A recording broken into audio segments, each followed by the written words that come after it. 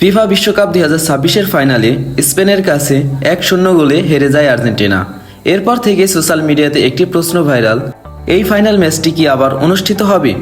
আজকের ভিডিওতে জানবো এই দাবি কতটা সত্য, ফিফার নিয়ম কি বলে, আর আদৌ কি পুনরায় ম্যাচ হওয়ার কোনো সম্ভাবনা আছে। ফাইনালে অতিরিক্ত সময়ে ফেরান তেরোসের একমাত্র গোলে স্পেন 1-0 ব্যবধানে জয় পায় এবং দ্বিতীয়বারের মতো বিশ্বকাপ চ্যাম্পিয়ন হয়।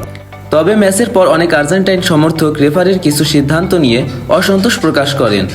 এমনকি অনলাইনে একটি পিটিশনও চালু হয়, যেখানে হাজার হাজার মানুষ ম্যাচটি পুনরায় আয়োজনের দাবি জানায়।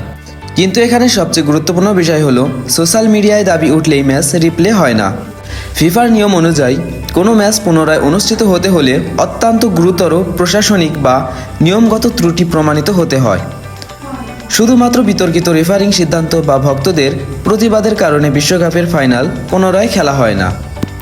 বর্তমানে ফিফা ম্যাচটি পুনরায় আয়োজনের কোনো ঘোষণা দেয়নি। অর্থাৎ এখন পর্যন্ত যে তথ্য পাওয়া যাচ্ছে তাতে আর্জেন্টিনা বনাম স্পেনের 2026 বিশ্বকাপ ফাইনাল পুনরায় অনুষ্ঠিত হওয়ার কোনো সরাসরি সিদ্ধান্ত নেই।